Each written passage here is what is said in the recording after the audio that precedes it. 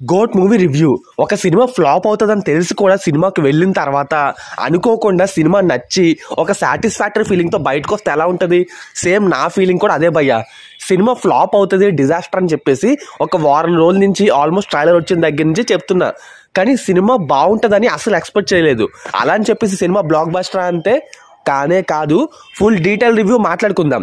ఎవరైనా మన ఛానల్ని ఫస్ట్ టైం చూసినట్లయితే ప్లీజ్ వీడియోని లైక్ చేసుకుని సబ్స్క్రైబ్ చేసి సపోర్ట్ చేయండి. ఇంకా ఓపెన్ చేస్తే నేనైతే కంప్లీట్ నెగిటివ్ మైండ్ సెట్తోనే థియేటర్లో కూర్చున్నా. సినిమా స్టార్టింగే 2008లో మొదలయ్యి ఒక భారీ యాక్షన్ సీన్ వస్తుంది. అప్పుడు విజయ్ ఇంకా ప్రభుదేవ మిగిలిన క్యారెక్టర్స్ అన్ని కూడా ఎంటర్ అవుతాయి. ఆ తర్వాత సినిమా న్యూఢిల్లీకి షిఫ్ట్ అవుతుంది. సినిమా అంతా రకరకాల లొకేషన్స్లో భారీ ఇంటర్నేషనల్ యాక్షన్ సీన్లు ఉంటాయి అన్నమాట. అలా అని చెప్పేసి అవంత గ్రిప్పింగ్గా ఏముండవు. నాకైతే రొటీన్ యాక్షన్ సీన్స్ అనిపించింది. కాకపోతే ఆ యాక్షన్ సీన్స్ తీసిన వేరే వేరే కంట్రీస్ ఉంటాయి కదా, నిజంగా పెద్ద పెద్ద రిచ్ లొకేషన్స్ భయ్యా. ఈ సినిమా స్టోరీ అయితే చాలా సింపుల్ గా రొటీన్ రొట్ట స్టోరీనే. కాకపోతే సినిమా ఫస్ట్ హాఫ్ అంతా ప్రెడిక్టబుల్ గానే ఉంటది. ఈ డైరెక్టర్ వెంకట్ ప్రభు ఉన్నాడు చూసారా, వాడు ఆడిన మైండ్ గేమ్ మాత్రం నిజంగా నెక్స్ట్ లెవెల్ భయ్యా. సినిమా స్టార్టింగ్ అంటే ఫస్ట్ హాఫ్ లో గెస్సింగ్ గేమ్ ఉంటది, అది నిజంగా మనల్ని ఎంగేజ్ చేస్తుంది. సినిమాలో మనకి బోర్ కొడుతున్న ప్రతిసారి ఏదో ఒక చిన్న చిన్న సర్ప్రైజ్లు పెట్టుకుంటూ బాగానే మేనేజ్ చేస్తారు. ఫస్ట్ హాఫ్ అయితే డీసెంట్ అనిపిస్తుంది. ఇంకా సెకండ్ హాఫ్ గురించి మాట్లాడాలి. సెకండ్ హాఫ్ లో మనకి స్క్రీన్ ప్లే ఇంకా మరింత ఇంట్రెస్టింగ్ గా ఇంకా రేసీగా ఫాస్ట్ గా వెళ్తుంది అనమాట. ఫస్ట్ హాఫ్ కంటే ఒక 10 times సెకండ్ హాఫ్ బెటర్ భయ్యా, చెప్తున్నాను కదా. ఇంకా సాంగ్స్ విషయానికి వస్తారా, విజిల్ పోడు అలాగే 1-2 సాంగ్స్ ని రీమిక్స్ చేసి కొంచెం అప్డేట్ చేసి వదిలినట్టున్నారు.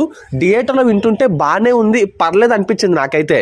ఇంకా one of the most important thing, Vijay deaging look ఉంది కదా, అది మళ్ళీ అప్గ్రేడ్ చేశారనుకుంటా.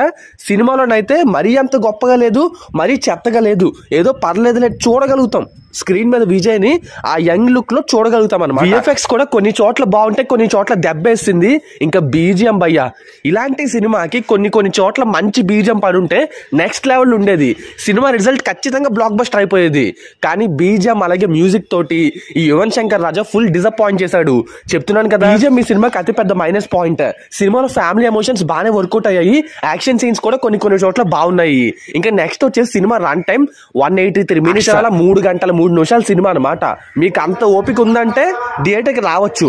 సినిమా అయితే బాగానే ఉంది భయ్యా, మరీ చెత్తగా లేదు, అలా అని చెప్పి మరీ గొప్పగా లేదు. సినిమా అయితే అబవ్ యావరేజ్ అని చెప్తాను నేనైతే.